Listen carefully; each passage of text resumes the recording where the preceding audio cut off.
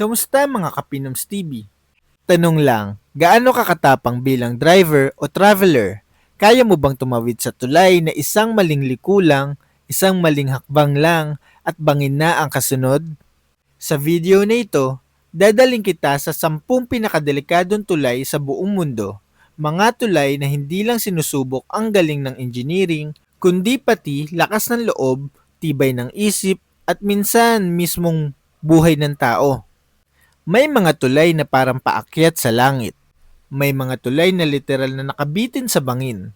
At meron ding napakahaba na kapag tinamaan ng hamog o bagyo, para kang lumulutang sa gitna ng kawalan. Hindi ito kwentong panakot lang. Ito ay mga tunay na lugar, may tunay na aksidente, at may mga buhay na tuluyang nawala dahil sa panganib ng mga tulay na ito. Kaya kung mahina ang loob mo, warning na agad. Pero kung ready ka sa matinding kaba, nakakagulat na trivia, at mga kwentong mas grabe pa sa pelikula, hawakan mo na ang manibela dahil sisimulan na natin ang countdown. Top 10, Thrift Bridge, Switzerland. Sa gitna ng malamig at mailap na Swiss Alps, nakasabit sa pagitan ng dalawang bundok ang Thrift Bridge, isang pedestrian suspension bridge na tila sinadya para subukin ang tibay ng tuhod at sikmura ng sinumang tatawid.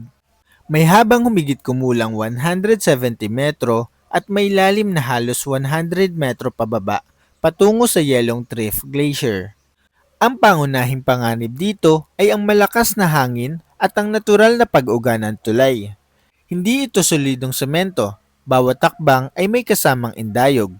Kapag biglang lumakas ang hangin, ramdam mo ang pag-alon ng tulay na para bang may sarili itong buhay. Walang opisyal na malaking casualty count dahil mahigpit ang access control. Ngunit maraming documented incidents ng panic attacks, pagkahilo, at near falls ang naitala ng Swiss Alpine Rescue Teams. May mga turista ring umaatras sa gitna ng tulay at kinikailangan tulungan pabalik. Alam niyo bang ang Thrift Bridge ay madalas isinasara kapag lumagpas sa safety threshold ng hangin? Hindi ito bukas buong taon at kadalasang inaabot ng ilang oras na hiking bago marating, na lalo pang nagpapalala ng pagod at risk. Alam niyo bang isa ito sa mga tulay na madalas isama sa most terrifying walks in Europe ng National Geographic at BBC Travel? Top 9. Hongyago Glass Bridge, China. Matatagpuan sa Hebei, China, ang Hongyago Glass Bridge ay may tinatayang haba na 488 metro at taas na humigit kumulang 118 metro mula sa bangin, dahilan upang maging isa sa mga pinakakapansin-pansing glass bridges sa bansa. Tinatawid ito ng mga turista bilang major tourist attraction para maranasan ang matinding adrenaline at makakuha ng dramatic photos habang tanaw ang kailaliman sa ilalim ng transparent na sahig. Delikado ang tulay dahil sa sobrang elevation, malalakas na hangin, at matinding psychological effect. Maraming bisita ang nakakaranas ng panik, pagkahilo, at hirap maglakad dahil tila walang solidong lupa sa ilalim. Alam niyo bang noong unang mga taon ng operasyon, pansamantalang isinara ang Hongyago Glass Bridge upang palakasin ang safety protocols at sinailalim ito sa stress test na kayang magdala ng daan-daang tao ng sabay-sabay. Top 8. Sido River Bridge, China. Ang Sido River Bridge ay minsang kinilalang pinakamataas na suspension bridge sa mundo. May taas na humigit kumulang 490 metro mula sa ilog. Matatagpuan ito sa isang malalim na bangin sa Hubei Province, isang lugar na kilala sa makapal na fog at pabago-bagong hangin. Bagamat moderno at structurally sound, delikado pa rin ito dahil sa visibility issues. May mga pagkakataong biglang nawawala ang tanawin ng kalsada sa harap dahilan ng disorientation ng mga driver, lalo na ng mga hindi sanay sa high altitude roads. Noong construction phase, may mga documented worker fatalities dahil sa extreme height at komplikadong cable installation. Isang paalala na kahit ang pagtatayo pa lang ng tulay ay isa ng laban sa kamatayan. Ang lugar ay prone din sa landslides kaya't may mahigpit na monitoring system sa paligid ng tulay. Madalas itong gamitin bilang case study sa civil engineering schools tungkol sa high altitude suspension design. Top 7. Vitim River Bridge, Russia. Kung may tulay na tila hinahamon ang kamatayan mismo, ito ang Vitim River Bridge sa Siberia. Isa itong lumang railway bridge na ginawang tawiran ng sasakyan kahit walang railings, walang ilaw, at madalas nababalutan ng yelo. Sa taglamig, bumabagsak ang temperatura sa negative 40 degrees Celsius dahilan para maging sobrang dulas ng bakal. Maraming video ang nagpapakita ng mga sasakyan dumudulas at muntik nang mahulog sa ilog sa ibaba. Walang eksaktong casualty count, ngunit may mga reported fatal incidents at maraming near miss na hindi na idokumento dahil sa layo ng lugar at kakulangan ng rescue infrastructure. Alam nyo bang isang sasakyan lang ang pwedeng tumawid sa isang pagkakataon? Walang guardrails, isang maling liko lang, tapos na ang biyahe mo. Sa Russian off-road community, itinuturing ang pagtawid dito bilang sukatan ng tapang at survival skill. Top 6. Hosani Hanging Bridge, Pakistan. Ang Hosani Hanging Bridge ay gawa lamang sa lubid at kahoy, may malalaking puwang sa pagitan ng mga plank at halos walang maaasahang railings. Sa ilalim nito ay isang rumaragasang ilog at sa bawat hakbang ramdam mo ang pag-uga ng buong tulay. Delikado ito dahil sa sirang mga kahoy na bahagi, malakas na hangin, at kawalan ng modern safety features. May mga ulat ng pagkahulog at pagkasawi, lalo na noong mas bago pa itong gamitin at mas bihira ang maintenance. Para sa mga residente, ang pagtawid ay pang-araw-araw na pangangailangan, papunta sa paaralan at trabaho. Kahit lubid at sirang kahoy lang ang pagitan nila at ng rumaragas ang ilog. Hanggang ngayon, ginagamit pa rin ito ng mga lokal bilang shortcut. Isang patunay kung gaano kahalaga minsan ang tulay kahit kapalit ay panganib. Alam nyo bang kapag tag-ulan, mas lalo itong nagiging delikado dahil sa mas malakas na agos ng ilog at pag-uga ng lubid. Sa kabila ng panganib, isa ito sa pinaka-pinipicturean na hanging bridges sa buong mundo. Top 5. Eshima Ohashi Bridge, Japan. Sa unang tingin pa lang, parang pader ng paakyat sa langit ang Eshima Ohashi Bridge na nagdudugtong sa Matsue, Shimane Prefecture at Sakai Minato, Tottori Prefecture sa Japan. Kilala ito bilang isa sa pinakamatarik na tulay sa mundo, humigit kumulang 1.7 kilometro at may taas na halos 44 metro sa gitnang bahagi nito. Delikado ang tulay dahil sa sobrang tarik na gradient na umaabot sa 6.1% na nagdudulot ng panik, hirap sa pag-akyat ng mabibigat na sasakyan, at risk ng skidding lalo na kapag umuulan. Isa pang dahilan kung bakit ito delikado ay dahil sa kahinaan ng estruktura. Sa katunayan, sobrang tibay nito, bagkus nagdudulot ito ng psychological effect sa drivers. Maraming first-time drivers ang napapapreno bigla, nagpapanik o nagkakamali sa pag-apak ng gas lalo na kapag mabigat ang dala nilang sasakyan. Mayroon ding mga naitalang minor accidents at vehicular breakdowns lalo na sa mga truck at delivery vehicles. Kapag umuulan o may yelo, mas nagiging delikado ang pagtawid dahil sa steep ascent at descent.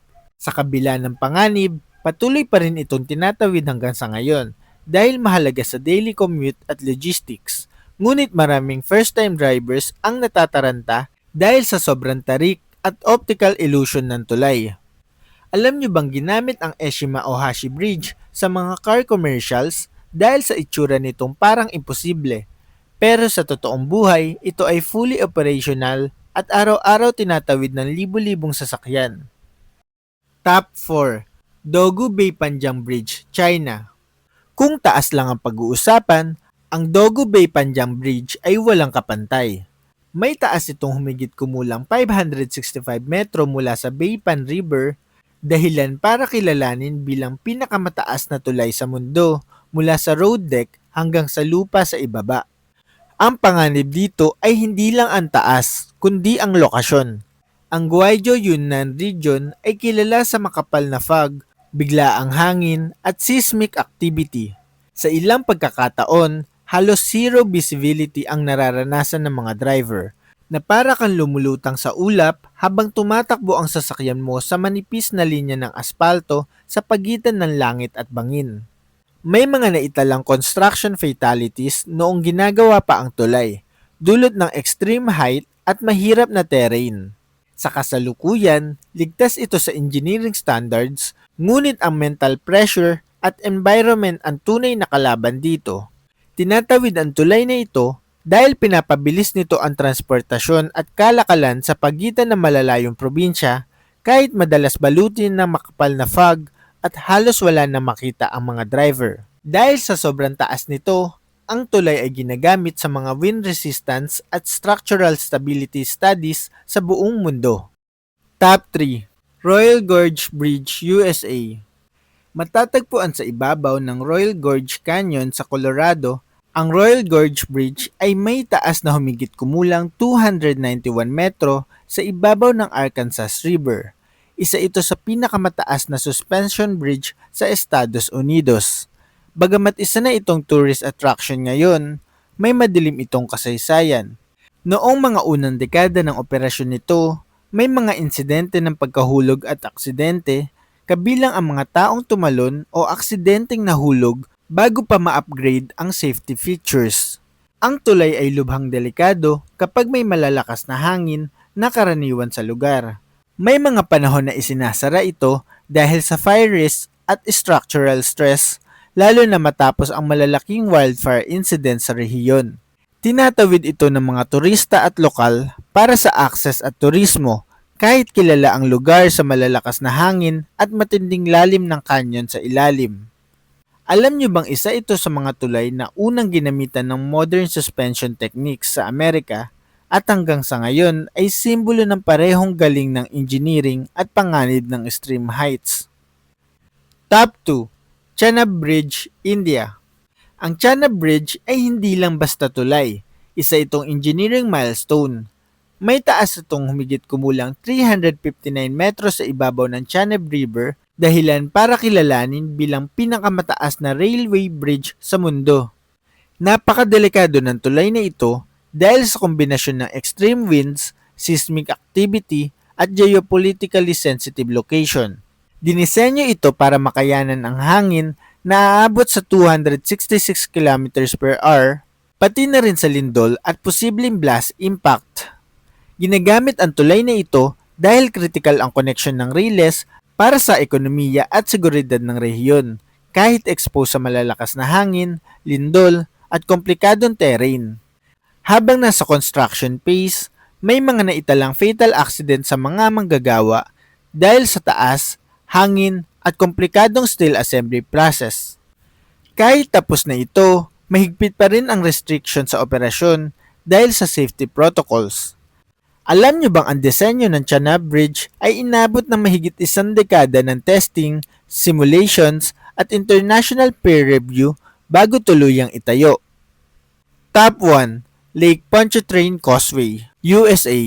Hindi ito ang pinakamatarik, hindi rin ito ang pinakamataas, pero sa aktual na bilang na aksidente at panganib, dito nangunguna ang Lake Pontchartrain Causeway sa Louisiana.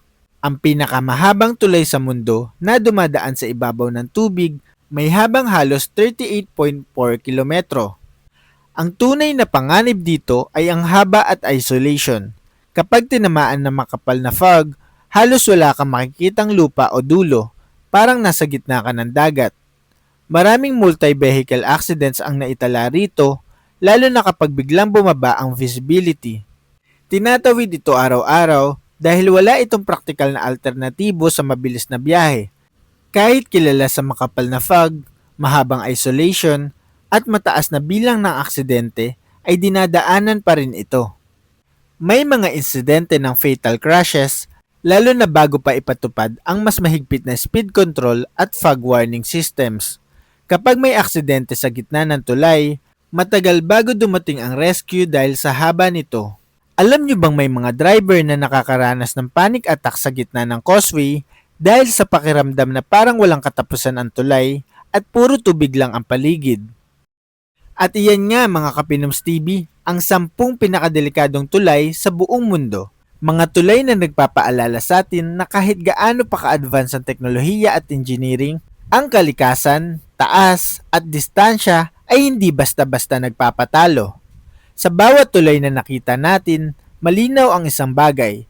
Hindi lahat ng daan ay para sa lahat at hindi lahat ng tulay ay simpleng tawiran lang. Ang iba, pagsubok sa tapang at hangganan ng tao. Ngayon mga Kapinoms TV, ikaw naman ang tatanungin ko. Alin sa mga tulay na ito ang kaya mong tawirin? At alin ng kahit bayaran ka, hindi mo lalapitan? I-comment mo sa baba ang sagot mo. Gusto naming malaman kung sino dito ang may bakal na loob. At kung nagustuhan mo ang ganitong klaseng kwento, huwag kalimutang mag-like, mag-share at mag-subscribe sa ating channel para updated ka sa mga paparating pa nating kwento. Hanggang sa muli mga Kapinoms TV, ingat sa biyahe at tandaan, hindi lahat ng tulay ay ligtas, pero lahat ay may kwento. Maraming salamat sa panonood. Ito ang Pinoms TV.